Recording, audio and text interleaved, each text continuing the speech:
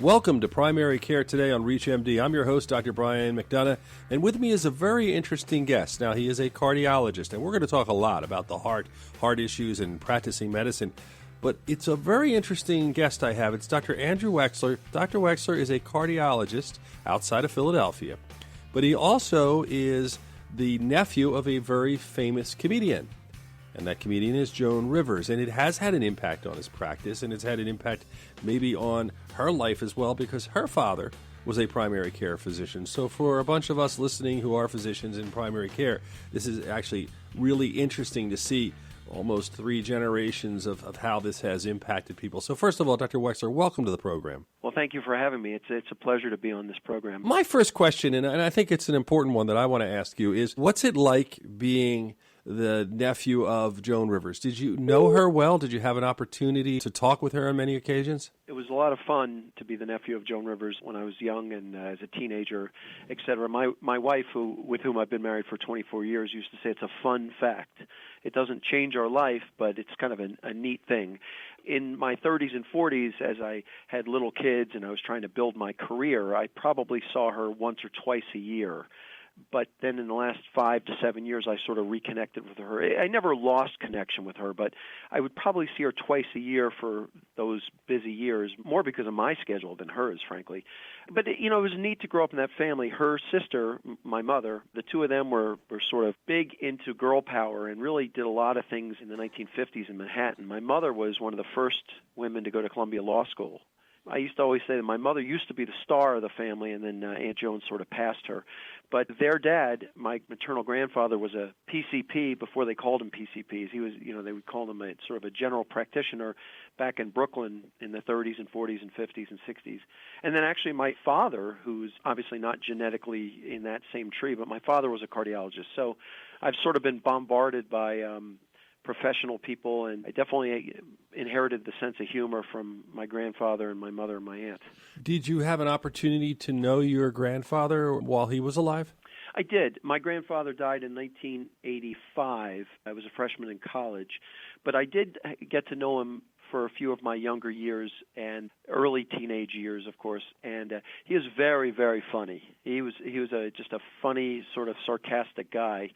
Time doesn't permit to tell some stories, but suffice it to say, my Aunt Joan got his sense of humor. The personality trait of having a sense of humor carries you through many situations, and I would think as a primary care doc, it really helped him deal with sometimes difficult situations or just a long day for people coming in a practice. I know we have a lot of listeners, primary care docs, who, sense of humor gets you through a lot of things. He was beloved by his patients, and it was the old days, and they would literally say, Dr. Malinsky, I can't pay you, and he would say, oh, don't worry about it, and they would bring him a pie or something like that. So, the good old days that you hear about and read about, that was my grandfather in Brooklyn. He was sort of, I won't use the word legendary, that's kind of a strong word, but he was pretty well known in Brooklyn as a good, honest, nice family practice doc who took good care of his patients and, didn't care if you could pay or not. Now, my mother used to say that her mother, Barb and Joan's mother, used to pull her hair out because, they couldn't pay the bills because my grandfather didn't care. He wasn't really very good at billing.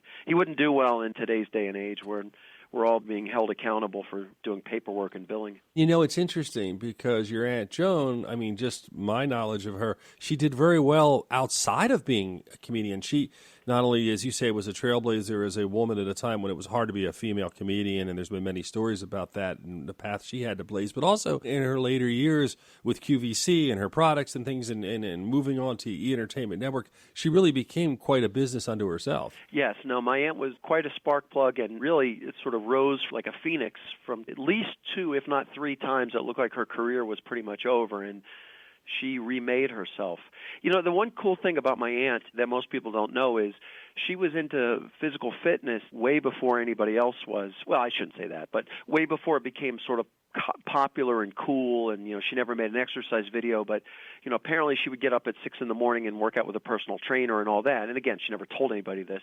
My mother used to say, what the heck's wrong with you? What are you doing? But so my aunt was all about fitness, and so I'm certainly no physical fitness specimen by any stretch of the imagination. I'm just a regular guy, but I do try to be proactive with my health and use some of the lessons from my aunt. She actually was very good about taking care of herself, and I try to use some of that in talking to patients. I'm Dr. Brian McDonough. My guest is Dr. Andrew Waxler, and we are talking right now about his aunt, Joan Rivers, and how it's relating to patients.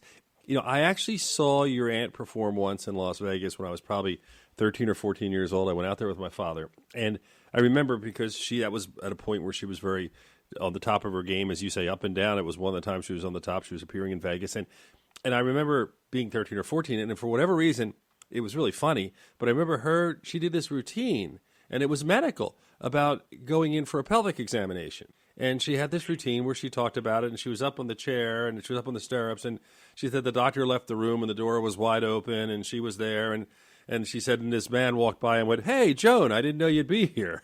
It was just right. I remembered you from high school. Yeah, that was definitely part of her routine for sure. And it's funny when you hear that, because she made like a very intimate and private moment really funny in a comedic sense, which at that time, I now look back at it, you're talking about the 70s, that was very progressive for that time. The one thing about my aunt is a trailblazer is she broke every stereotype and talked about whatever she wanted.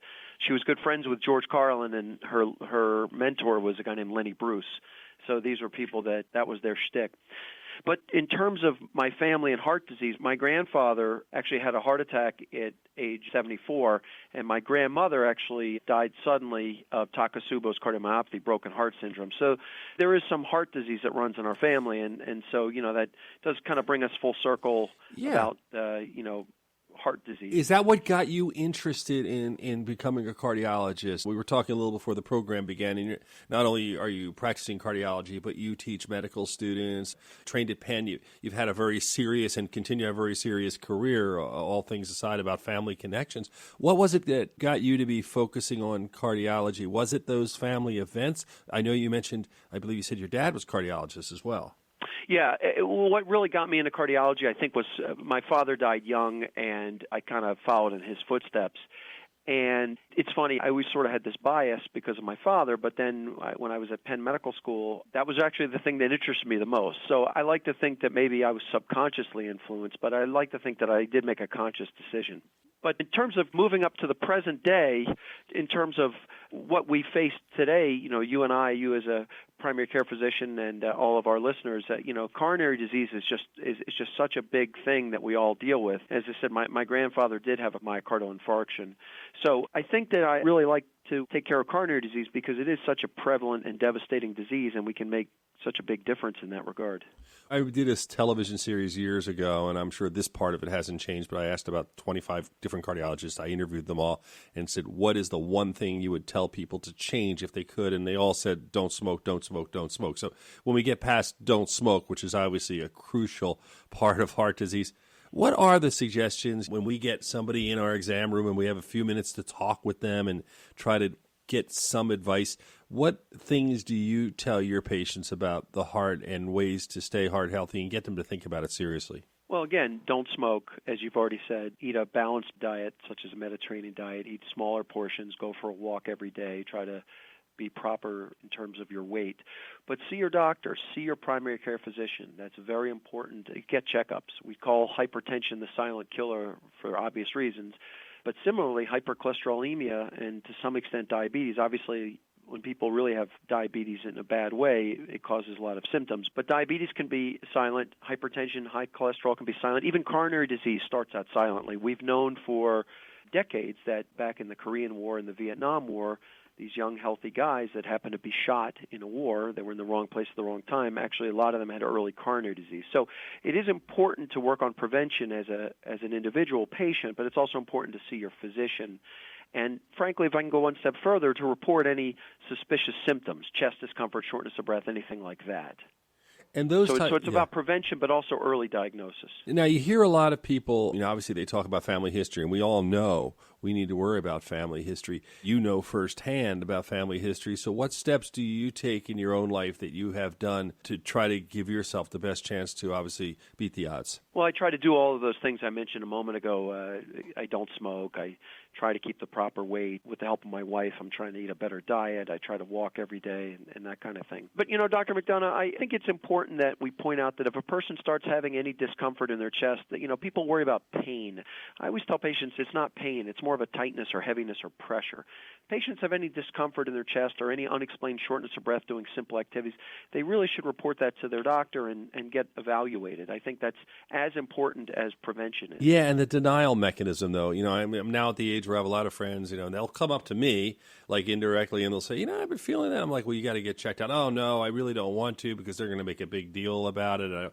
I say the same thing, but there is that innate, they're reaching out, clearly, and they're even reaching out in a social setting, but deep down, they want help, but they're afraid. So you're right. A lot of people are reluctant to be evaluated. They're afraid of what we might find, but they're also afraid of the tests.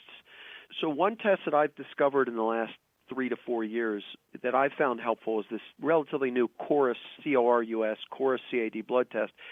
It's a simple blood draw. It's a non-fasting blood test that once a patient has symptoms, it's not a screening tool.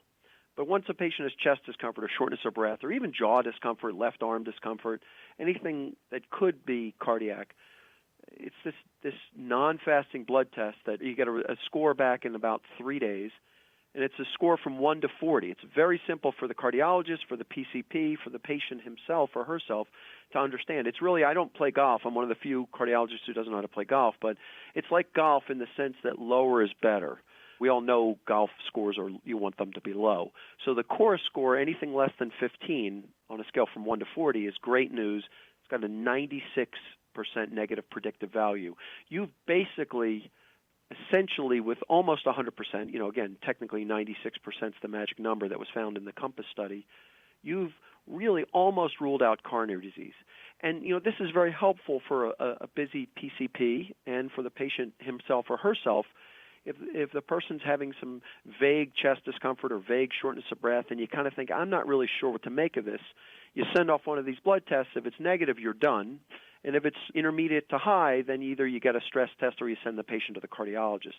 So it's I've learned it's a good sort of first step triage, but I'm not sure that it's gotten the publicity that it deserves. So I've used that as a way to sort of streamline the evaluation of these symptoms. And again, that's not as intimidating to patients. Dr. McDonough, you phrased the question as, you think that perhaps the patients are not enthusiastic about getting evaluated. And again, part of it is fear of the testing.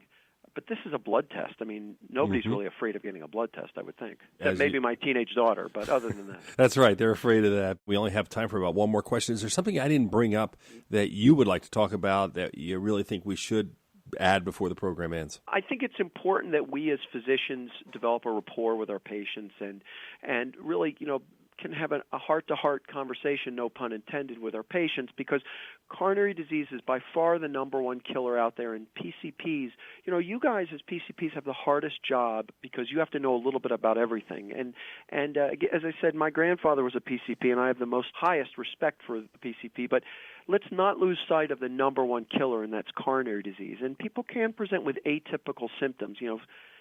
A lot of people get diagnosed with asthma or reflux that really have angina. So I would say be honest with the patient, talk to the patient, and if there's any suspicion, think about this blood test or think about a stress test or think about referring to the cardiologist. In other words, really sort of have coronary disease, heart disease on your radar, and that'll go a long way. Dr. Andrew Waxler, I want to thank you. We talked about some serious issues, started off light. I want to end it light as well. What would be your favorite joke of your aunt? You probably heard a lot over the years. What's your favorite joke she had? My favorite joke or my favorite story? Favorite story. We have time for that. That's fine. Do I have a minute for a favorite story? Absolutely. So when she was first starting out, either she didn't have a manager or she had a manager who wasn't very sharp. And she went to play this comedy club somewhere in the state of New York, and the owner of the comedy club told her, I'm not going to pay you a salary, but rather I'm going to pay you a percentage so that if we have a full audience, you and I will both benefit. And my aunt told me that she thought that was wonderful. That sounded fair to her. So the first night she looked out, and it was standing room only. The place was packed. So she said to the owner, this is a great night. This is great for both of us. Aren't we both, this is going to be a home run for us. And he said, hold your horses there, young lady.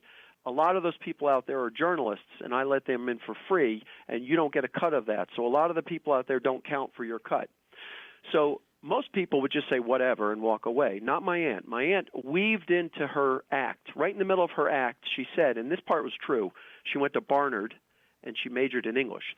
So she said, I went to Barnard, I majored in English, and I always thought about being a journalist. I have the utmost respect for journalists. I think they're the greatest people ever. In fact, I hear there are a lot of journalists in the audience. Will all the journalists stand up so we can give you a round of applause? 2 people stood up. So she said she went back later and basically reamed that guy. And at the time, she was friends with George Carlin and Woody Allen and Barbra Streisand and Bill Cosby. And she said, I'm going to tell all these guys, that we can't trust you, and, they're going to not play your. So I learned, don't take any crap, and you always have to be on your toes. I was very impressed with that story. She was young. She was just starting out. Not surprising. She did so well, and she did so well, in a tough environment to be a comedian back then. Dr. Waxler, thank you very much. You shared some very important information for our physicians. And for those of you who may have joined the program midway, or you want to hear more about it or missed any of the discussion, please visit reachmd.com/primary care today. You can download the podcast. You can learn more on the series. And I want to thank you for listening.